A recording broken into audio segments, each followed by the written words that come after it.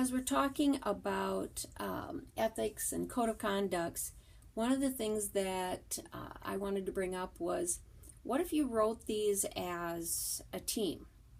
What if you wrote your policies and procedures and the code of ethics that go along with your business as a team? Do you think everybody'd buy into it better, or do you just think that, oh, they're just trying to schmooze me into it? When I was the cheerleading coach, we sat down as a team and said, okay, if there's any infractions and you guys set up what they might be, you're going to also select the consequence. So for example, they said if somebody was late, had to run. Not just them, the entire team had to run. That was their choice. They all bought into that. The peer pressure was intense. If somebody walked in even 2 minutes late, they were like, oh, we gotta run. You guys agreed to that. That was your rule. So whatever the situation may be, as an employer, you may want to bring all your employees together and say, all right, what's a realistic set of rules? What's our code of conduct going to be? It used to be, and I don't know if it still is, but at McDonald's at one time, if you were late for the first time and did not call in, you worked that shift for minimum wage, which most of those employees are paid over that. So you worked that shift. If you were late twice, you worked minimum wage for a week. If you were late 3 times and hadn't called in on any of these times, you worked minimum wage for a month. And then after that, there was termination. That came from corporate, but yet it was very effective. Now, in a smaller business, we have an opportunity to sit down and work together and try to create a unified business. But what's right, what's wrong, let's set the rules together. Dom, you made a comment, something about unethical examples that may happen in the news and how they may affect us and our business and our image negatively. And the sad thing about the media is they really have no loyalty in particular to anybody. They're supposed to really be stating the facts. We hope that's what's happening.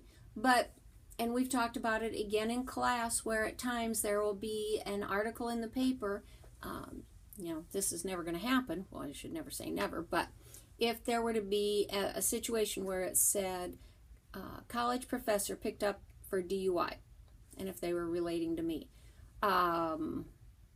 did that DUI have any effect on Dakota Wesleyan? Had nothing to do with them. It was poor choices on my part if I were to ever do that, which that's not going to happen. But the point is, the media would report it, and it would be this huge issue. Nothing to do with the fact about the DUI. They're trying to point fingers at DW, and does that affect our image? Absolutely. So we have to be very careful about the choices that we make on and off work. And there are so many people that will say, well, when I'm off work, nobody can tell me what to do work related. Yeah, sometimes they can.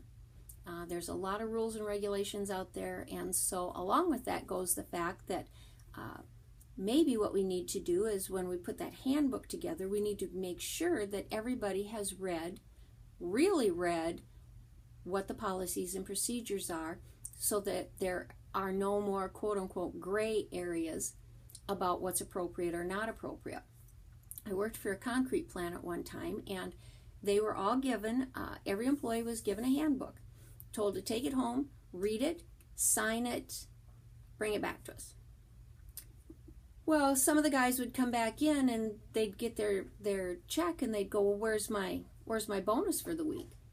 Well, you don't get a bonus this week because you ran over something and wrecked a $600 tire. Well, that's not fair. It's not my fault that was laying in the road. Well, no, maybe it wasn't your fault that whatever you ran over was in the road, but you had a choice to maybe stop if possible, or go around if possible. But if you just made a poor choice, we have to replace a $600 tire, and yet you still want your bonus. And by the way, you signed the handbook that said, if something happens, I won't receive my bonus. Well, I don't remember seeing that in there. Really? Well, let's go get the handbook and let's see. Part of the problem was they really weren't reading the handbook. So maybe there are times when you need to sit down with whoever you've hired, highlight some of the areas, and then make sure they read, and then when they sign it, they're signing a contract. They're signing a contract that says, I have read this and I will abide by the rules. If they break the rules, that's their choice of ethics. Why did they break the rules? I think it was Kathleen that you made a comment, something about the fact that there's no money worth any unethical decision. And I agree with that 100%. The consequences of making a poor decision are not worth the risk. I totally agree with that. I'm a very rules-oriented person, and if you tell me to do something, I'm going to do it. But if you ask me to do something that's going to break the rules or break the laws, I'm going to walk away. But unfortunately, not everybody's like that, and that's because of our upbringing and whatever the background may be, their beliefs. But that's who I am. Another comment that was made is our gut feelings and our intuitions. I'm a firm believer in that gut feeling. It's right more than it's wrong. And if our intuition, as we're making a decision, goes, nope, I don't think this is a good idea, then I think that we need to walk away from that. It's kind of like that adage, would you want whatever the decision you made on the front page of the paper? Or the one that most students flip out over is, do you want Grandpa and Grandma to find out? I think those are huge issues.